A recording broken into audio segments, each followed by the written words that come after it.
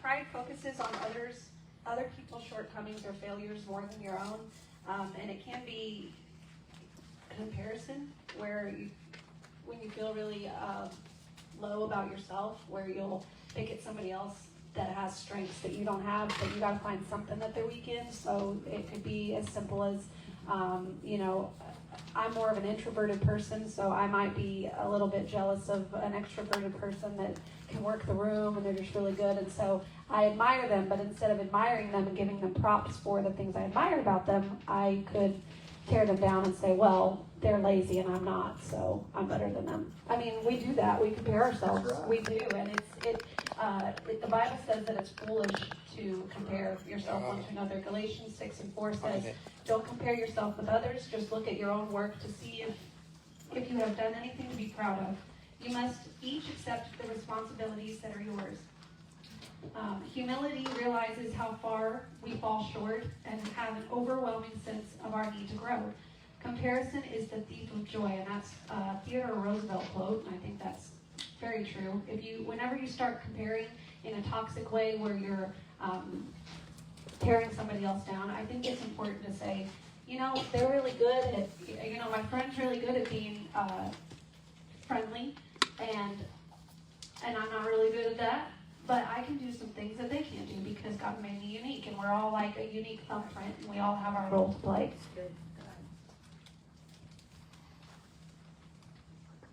So as human beings, we are flawed, and we have the propensity of comparing ourselves to others. Everyone goes through a season of denial about their addiction, hurt, habit, or hang-up, and tends to justify our behaviors by looking around at others, saying things like, I have nothing in common with these people. Some alcoholics may put themselves in a superior position to a heroin addict because they say to themselves, well, alcohol is legal, it's socially acceptable, it's not nearly as bad. Equally, a heroin addict might feel that they outrank someone who only uses alcohol. Is that the outrank? Is it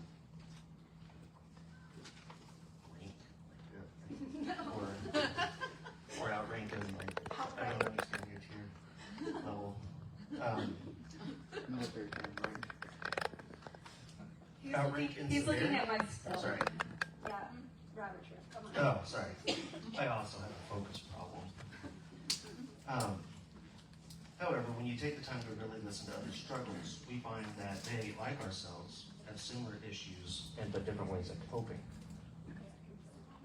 I can tell my personal story. When I first started coming to recovery, I feel like I kind of got tricked into it because I was like, I'll come because I have some issues I want to work on, and then we kind of got thrust into working it, and I didn't think that I would be working it.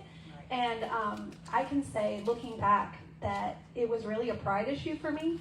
I was like, I don't have anything in common with these people, and really it was a pride issue. It wasn't anything else but that.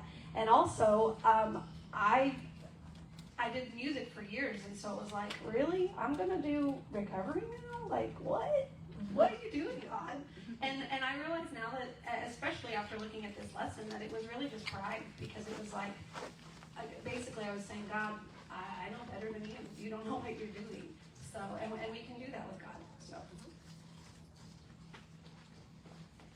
So step one is admit that you're powerless to manage your hurt, habit, or hang-up. Before we took step one, we were in denial, and it takes a lot of humility to ask for help. We may have even fooled ourselves by believing that this was just a season and that we could quit anytime we wanted, and we could rely on our own power to get through. When it comes to our recovery, our pride tells us that we should have to recover alone, and that we are able to recover alone, and that we don't want anyone knowing the truth of our situation, and that we shouldn't open up to anyone. Pride refuses to ask for help. And throughout the Bible, we are instructed to call upon the Lord and to ask Him and invite Him into our daily situations. Jesus instructs us to pray for His will to be done in our lives, and one of the greatest antidotes for pride is to set aside our own will for God's will. Let your kingdom come, let your will be done. That's Matthew 6 and 10. I feel like when you struggle with asking for help from people in the flesh, like actual literal living people, when you struggle with asking for help with a person, I feel like that spills over into your spiritual walk with God. If you can't ask your brother or your sister to help you, then it's going to be hard for you to ask the Lord for help as well. So you might not realize you're doing it, but most likely you are. Right, and there's a flip side of the coin. A lot of times, individuals that are involved in ministry, what we find ourselves is my job to help others. It's my job to help others. It's my job to help others. It's my job to help others. And you pour out, you pour out, you pour out, you pour out, you pour out, you pour out, you pour out. Then somebody tries to pour into you, and you're like, no, that's not your job. That's my job. Pour out, pour out, pour out, pour out. And then we get so overloaded and so worn out because we did it wrong, basically. We're not supposed to be everything for everybody. We're supposed to be who we are to everybody, not who we think we should be or the answer to everyone's problems. We're not capable of that. That's where God comes in. We're focusing too much on giving them ourselves and not enough of God. Part of our recovery work involves shedding certain personality traits and character defects, as we sometimes like to call them, in order to access the truest and highest selves. So I went on a rabbit trail here because of the word shedding. In the Garden of Eden, what was there? What turned people away from God? What turned people away from Him? In Eden, yeah. In the Garden of Eden? Yeah. Sin. What did it make them do? Make them throw themselves. They ate the fruit, the snake tempted them, and then they hid themselves from God. That's right. So snakes shed. And this is where it kind of struck me. I was like, how long do snakes shed? Well, it turns out that it is on average 11.5 hours, or 11.5 days to shed their skin. And they do it anywhere about 8 times a year, anywhere from 4 to 12. So I did the math. That would be 92 days a year of shedding skin. And that is roughly 25% of the time in a year that they spend shedding their skin. If we are to shed our skin, and we are now the things that become enmity with God, Come on. it takes roughly, I see you. in a numerical sense, it takes roughly 25% of your day, which is 6 hours a day of working on yourself to get to God. If you think of it that way, I mean, that's what we're doing. We're trying to shed the old man, become new. And nobody wants to be a snake, but yet we all treat ourselves sometimes like we are because we don't see ourselves as trustworthy. If we don't see ourselves as trustworthy, we know that because we manifest it because we don't see other people as trustworthy. It's a projection issue. And that was way off topic. No, that's good. But one of these traits that block our connection to our inner selves is pride. As we work to recover, we learn that humility is an important part of our healing. When we aren't able to be humble with other people, it's often because we are dealing with some deeply rooted fears. Those fears are usually of inadequacy, inferiority, or unworthiness, fears of being judged or criticized, and fears that we're not loved or accepted as we are.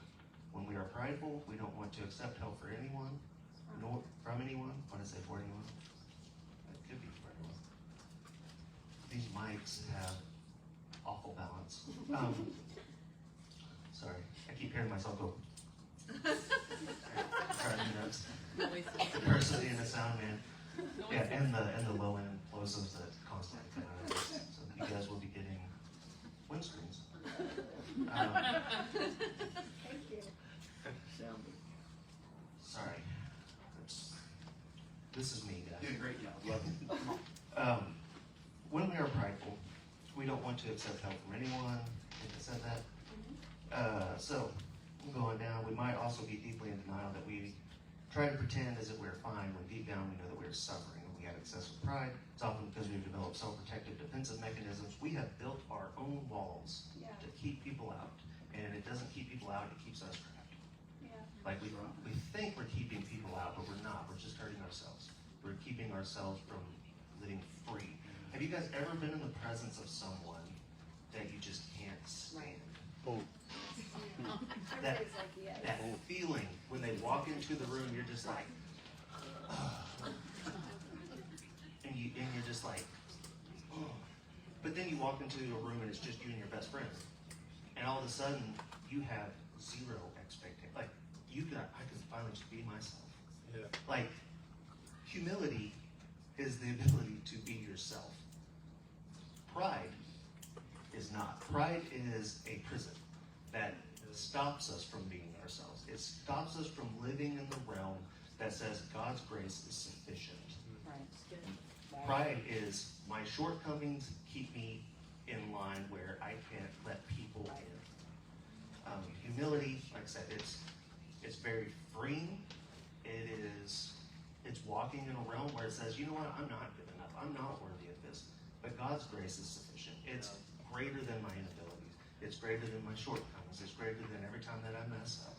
I'm willing to do what God tells me to do because He told me that I can or that I should, not because I'm somebody. When we approach it with that manner, it's very freeing because, like I said, a lot of the weight, you don't have the weight of perfection on your shoulders anymore because you're never going to be perfect. And even if you were perfect, the Bible says your perfection or your righteousness is as filthy rags. So if you do it completely right, still just dirt. So why do we try so hard to get ourselves so right before we move or we try to help someone out when God's like, it's not you. Like, you just be good to them. You just be free to them. You look in the mirror and you just be good to yourself. Yeah. Not because you're being conceited, not because it's wrong, not because you're establishing a prideful nature. It's because God's grace is sufficient. I'm wonderfully made. That doesn't mean that I'm wonderful. It means that I was wonderfully made. And I can live in that and I can operate in that. It's not my will or my doing. It's His doing. Right. It's good. Good. Yeah, I don't know where we're at. Humility is being able to say, I'm not okay, I need help, will you help me? It's being able to admit to ourselves and to others that our addictions, our hurts, our habits, our hang-ups, our lives as a whole have become totally unbearable and unmanageable. It's being able to admit what our problem is, and whether it be a substance abuse or anxiety or depression or whatever it is, you have to come clean with it. Like he said, nobody expects you to be perfect. I think part of humility is being able to admit. It's being able to admit that I don't have it all together. When you're not willing to talk about it, then there's pride there. Being willing to talk about it is being humble. When you're admitting that I'm not perfect, that's humility, and it's not a weakness to share. I was thinking back to when I was a kid, or even just a young person, I didn't show much emotion at all because I thought that showing emotion was weakness. If I cried, it was weakness. If I showed even happiness, it was weakness. I had to just, keep a poker face and keep it together, and to me, that was strength. And I have found that it's completely opposite of what God says, and now I'm a big emotional baby. So it is very freeing, though, when you're not trying to hold everything inside, because eventually it will come out. So. Right, the Bible talks about laying aside all the ways that so easily beset us. Pride is the very manifestation of carrying those weights. And a lot of times, I don't know if you guys have ever felt this way, but sometimes it feels like the load's just too heavy to bear. Like it's too much going on. I'm stretched too thin. I've got too much, just pressure. I feel pressure all the time. You guys notice how many times he said I? It's because I'm humble. But you feel that way. You feel like the world's against me. I've got all this stuff. The bills are due, and I've only got $5, and it's cost me $3,000. Amen, brother. Gotta get that extension, and it's just like, oh, I can't do this. And it's because we can't. It's because we do. Why do we expect ourselves to be able to do it all? Like, eventually we have to lay the weight down. I mean, we have responsibilities that we can't shirk, of course. Yeah. But we do take on weights, and a lot of the weights that we do take on are strictly pride-based. Like I said, we have to do it perfect for ourselves, and it's not Self-reliance. Self-reliance. Self-reliance is pride. Yeah. So Proverbs 16:18 says, "Pride goeth before destruction, and an haughty spirit before a fall." So I had the thought, maybe the reason that we keep falling isn't because it's everybody else's fault, but because we have pride, and that's why we keep falling. You know, people will be like, oh, the devil's just after me. He's just after me. It's like, no, he's not. Or so-and-so, they've hurt me so many times. And then it's like you get hurt over and over and over and over and over again, and you become the victim. Maybe it's not everybody else, you know? Maybe it's pride. Maybe that's why you keep falling. Maybe you have bad luck because pride. So I just, in the context of that scripture, that pride comes before destruction and before a fall. So we need to examine ourselves. We can point the finger at others all day long, but we cannot dictate what they do. So we have to look inward and say, okay, how can I grow? Just like Sister Ria's testimony tonight, instead of flying off the handle, she was like, I need to grow because I don't have any control over what this other person is doing. I love this quote too. Lord, help me not to point fingers when I should be laying hands. We can point fingers all day. It doesn't do us any good. It's a waste of energy. When you point fingers and you're speaking badly about someone, you're literally sending curses on them. So it's definitely not of God, and He instructs us to pray about it. So that I actually have this for those difficult people. I have it taped up on my washer. Lord, help me not to point fingers when I should be laying hands. Whoever's bothering me, whoever's rubbing me the wrong way, instead of pointing fingers, Lord, help me to lay hands and to pray for them and to pray blessings on them. And Lord, help me to change and help me to grow. Love is insisting to see people as they could be, but still loving them as they are. Right. You take that? Yeah, I was thinking, you know, a lot of people, you've probably all heard the things that the obstacles in your way or like it's a building on the foot. I'm butchering that. I don't know the quote. There's a, what is the quote?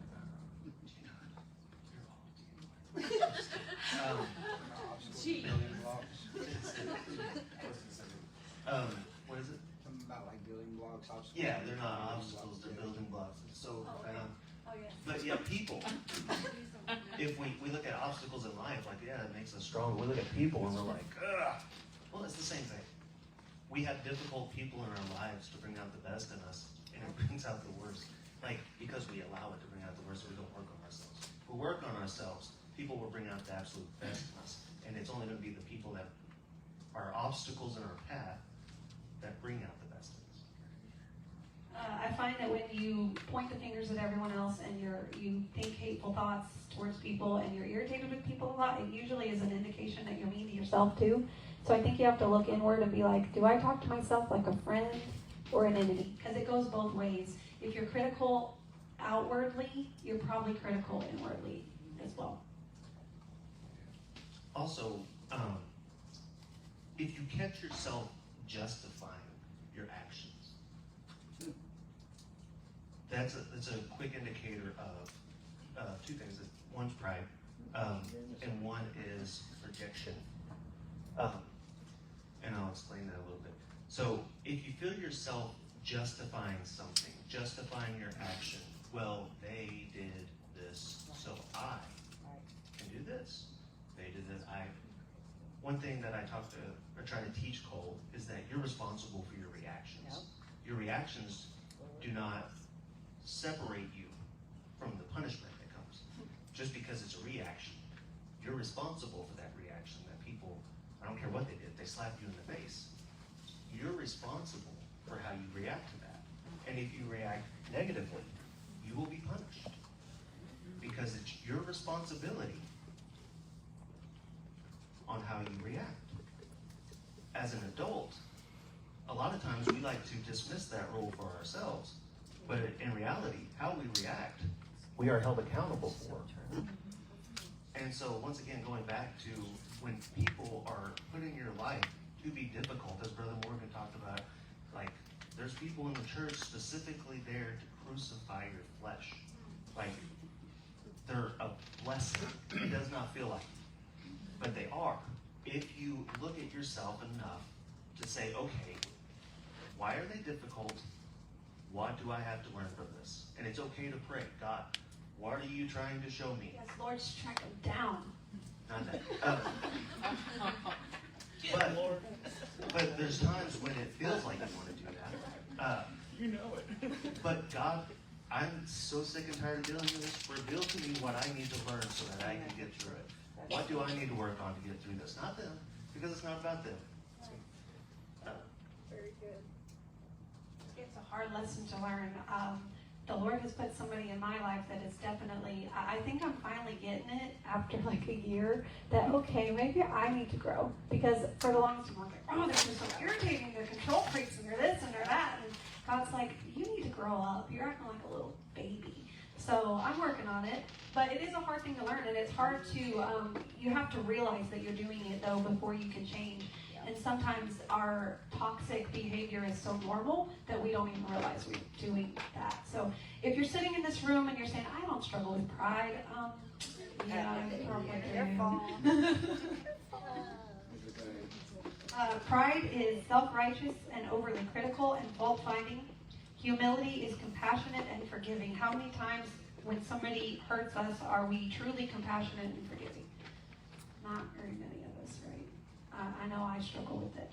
Humility in recovery is having acceptance for where we are. Humility in recovery is having acceptance for where we are and others are now, mentally and emotionally, and also being open to knowing there are areas in which we might want to change, grow, and improve upon ourselves. Pride is critical.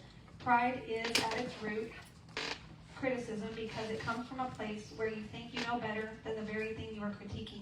A critical spirit naturally tears things down, which is the opposite of what the Bible instructs us to do. 1 Thessalonians 5:11 says, encourage one another and build one another up. Proverbs 17:9 says, the one who forgives an offense seeks love, but whoever repeats a matter separates close friends. Where was that? Where is it at? Which one? A person with pride looks at their own life through. No, Oh, I'm sorry. Proverbs 17:9. Thank you. Number 3, a person with pride looks at their life through a telescope, but others' lives through a microscope. A humble individual looks for the best in others. So I'm going to tell myself a lot tonight. I've realized probably this year that I get upset when people don't agree with my opinion. And that's pride. I'm like, they should think like I think. Why aren't they thinking like I think? And I'm having to realize that, first of all, it just stresses me out, and it's a waste of energy on my part. But it's just not realistic, and it's a very childish way of thinking. So a lot of things that we struggle with in recovery is we're really struggling with a childish way of thinking, that we're immature in certain areas. I don't know how else to put it. That might sound That's really good. mean, but it is. You're going back to your, Josh talked earlier about your flesh and enmity against God. Carnality is your humanistic nature.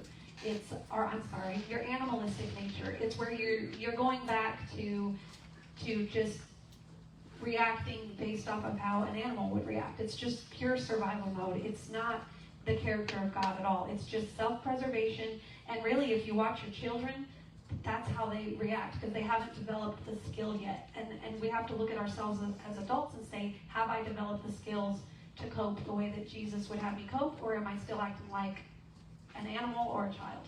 I mean, to put it in a very clear way where it's not like enmity against God and all these fancy words that nobody knows what they mean, but that's really what it is. So, you want to ask that? I did, but I forgot what I was going to say. Yeah, I can talk about the cows. Because I love steak. And I love all forms of beef, just about. No, the other day we were talking about, we were in this class, and one of the things that popped out to me about one of the scriptures she was sharing was talking about carnality being enmity with God. So I was like, well, what exactly is carnality? And so that's when I looked it up, and I saw that it was the animalistic nature of humans. And I never thought about it in that way. I just thought, well, it's just the flesh. We mask things with a simple descriptive word that's supposed to be all-encompassing. But when we really look at it closely, it's my self-preservation mode. That is animalistic nature. If you think about animals and you loves you so much, and then it gets hit by a car, and you run out there to try to help it, but it's hurt. What's it gonna do? It's gonna bite you. Yeah. And it's like, but I'm trying to help you. We as people do the exact same things. People hurt us, we get hit by the Right. metaphorical car, which is usually words from somebody else. And what do? We snap. Snap at the ones we love. They're the ones we take it out on the most because they're the ones that's trying to help. That part, that is enmity with God. That self-preservation mode that we go into, that is not taking up our cross. Taking up our cross is humility. That part of us, the enemy of God. Like, it doesn't say Satan's the enemy of God. You don't find that in the Bible. It really doesn't. It does say human nature. It's the self-preservative personalities of humans. Like, that part being the opposite, like the actual enemy, the violent enemy of God. It made me stop and look at myself, which I like to do on occasion. And that's why I gained weight, so I can look at myself even more. But when you look at yourself, how many times do we react in the flesh? How many times do we react with that self-preservation mode? Well, you can't trust them. Why not? Well, they're not trustworthy of my information or my experience or my story. No. It's not about them at all. You're just being selfish. You're just being the enemy of God. When we think about it like that, people's actions all of a sudden seem a lot more insignificant. Their personalities seem a lot more insignificant because their personality isn't what's enmity with God. It's our reaction. If we want to be aligned with God's will, we have to do it through humility, which means that my self-preservation no longer counts. I cannot do it. If you hurt me, I have to turn the other cheek. That is not easy. But that's the part that's enmity with God. What's the scripture that says, greater love hath no man than one that will lay his life down for a friend or something? 1 John chapter Something like that. 3, I'm paraphrasing. But Josh made an excellent point. I'm going to puff your ego a little bit. He made an excellent point how we'll say, we think that means that we're going to literally lay our life down for our friend, that we would literally die for our friend. I don't think there's very many people that we would really literally die for, because we're not Jesus, and honestly, most of us wouldn't die for someone else. But he said the other day, he said, I think that means that you're willing to lay down your flesh. You're willing to put your pride aside. You're willing to humble yourself for your brother or your sister, when there's an offense, when there's something that rubs you the wrong way, when people are at each other's throats. You are laying down your life for that person when you will humble yourself and you will do the right thing biblically. It doesn't say if your brother punches you in the face, punch him back. It says turn the other cheek. So, If they steal your coat, give them your cloak. Also. Like, you talk about going against the flesh. You steal from me? Ugh. Yeah. Like, why?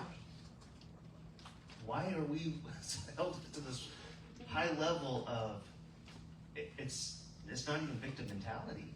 It's, no, they steal from you, you give them more. They punch you in the face, you turn around, you let them punch the other side. After that, you can punch them back. But it doesn't say that. It feels that way. It feels like it should be able to. After that 490th time in that day that you forgive them, you're good to go. What's it say about forgiveness? 490 times. 77, something like that. 70 times 7. 490 times that 490. One time, It one just mine. meant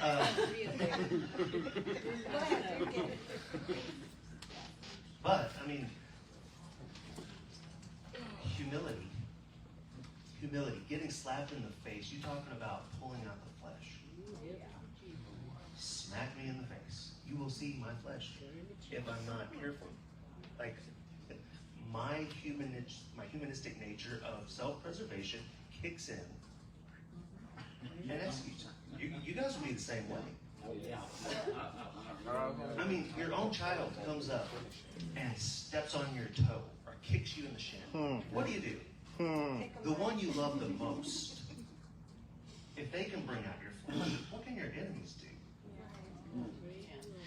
You're talking about introspective, like Wow. repulsion. Like you look in the mirror and you're like, ugh.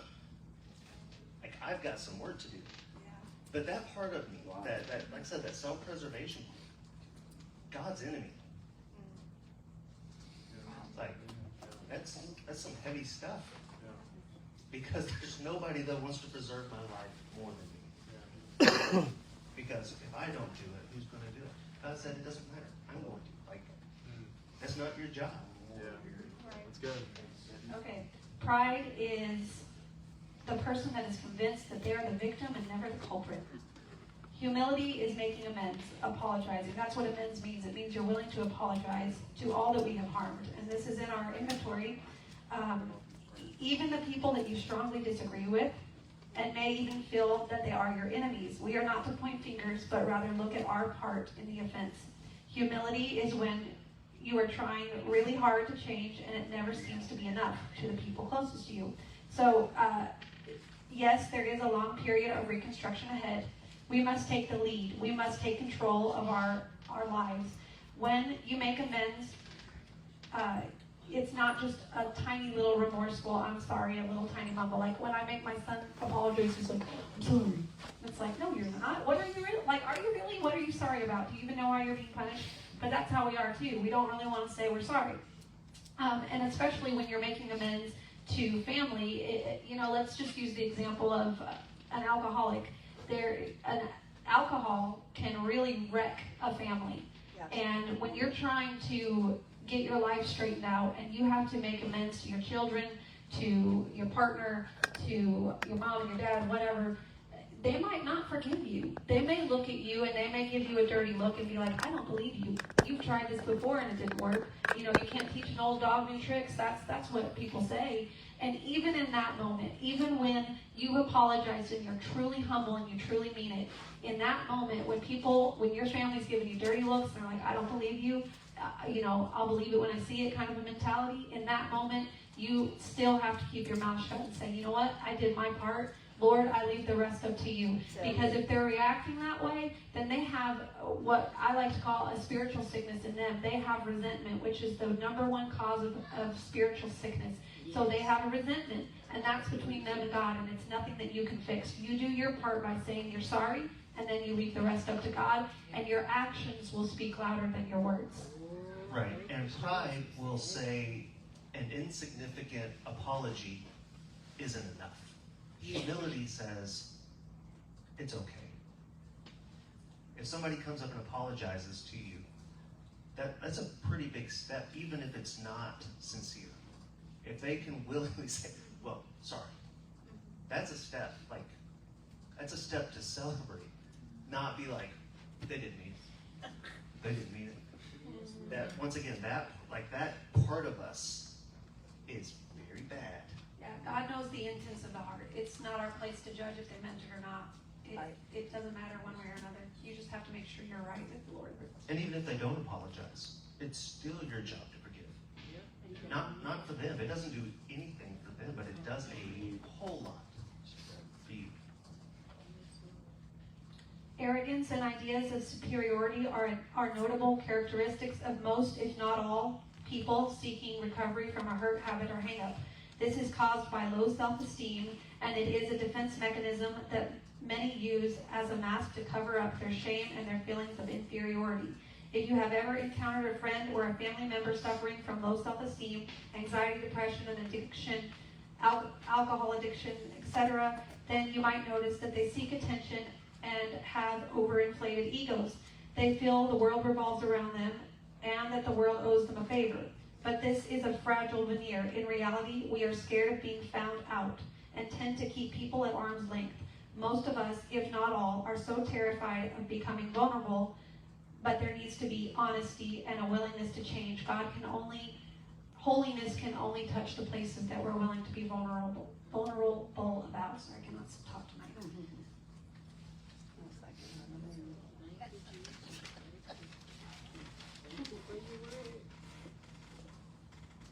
A person with pride looks down on those that aren't as spiritual or committed as they are, versus the humble who seeks to win people and not arguments. Love is insisting to see people as they could be, but still loving them as they are. This doesn't just go for others, but for yourself as well. Are you able to accept your human limitations? Do you talk to yourself as a friend or an enemy, as I talked about earlier? We have to come to a place where we realize we may be small fish in a very big pond, a nobody, but yet we are a somebody to the King of the universe, Jesus Christ. He is a personal God, and He has a purpose for each one of us. Over and over in His Word, He invites us to follow Him. Pride is to be lifted up and to be high-minded, to be consumed with self-esteem, self-indulgence, and glory in self-achievements. Notice the word self there. The Bible instructs us to pick up our cross and follow Jesus and forget about self. A proud person thinks they know who is truly proud and who is truly humble, while a humble person lets God deal with people's hearts, minds, and souls and leaves the judgment of the Lord in God's hands. C.S. Lewis said, "As long as you are proud, you cannot know God. A proud man is always looking down on things and people, and of course, as long as you're looking down, you cannot see something that is above you." Pride is too good. Close it again. Pride is too good to perform certain tasks. Jesus made it clear that the greatest in His kingdom were those that are willing to serve. Jesus said in Matthew 20 and 27 and 28, whoever wants to be the first among you must be your slave. Just as the Son of Man did not come to be served, but to serve and to give His life as ransom for many. Number 5, a proud person thinks everyone is privileged to have them involved. The individual with humility thinks they don't deserve the opportunities God gives them. I'm going to give an example. A person with pride thinks that everybody's privileged to have them involved. So that could be, I'm so talented. How could they not want me? I'm the best singer. I'm the best musician. How could they not want me? That's pride. Pride thrives off of constant attention in who you are in Christ. For we are God's handiwork, created in Christ Jesus to do good works, which God prepared in advance for us to do. Ephesians 2:10. No one's meant to be a one-man band. Just because someone has a different background, class, or culture, they are not somehow inferior to you. Romans 12:6 says, "Live in harmony with one another. Do not be proud, but be willing to associate with people of low position. Do not be conceited. We're meant to connect with people, learn from them, and teach them through our experience. We are meant to share personal life stories and end up contributing to each other's roadmaps for healing. We're meant to trade informative tips and help each other prepare for various challenges that will inevitably rise along with our recovery journey. We are more likely to make meaningful changes in our lives and achieve lasting sobriety with the help of a supportive team. Humility is the one trait that will open us up to the flow of blessings and happiness, while pride will keep us blocked in. Our faith is an expansive, freeing emotion, while fear is limiting because it detains us and keeps us small. When we consciously choose to start shedding our pridefulness in place of humility, we are taking a huge transformative step towards the ability to heal ourselves and learn from others.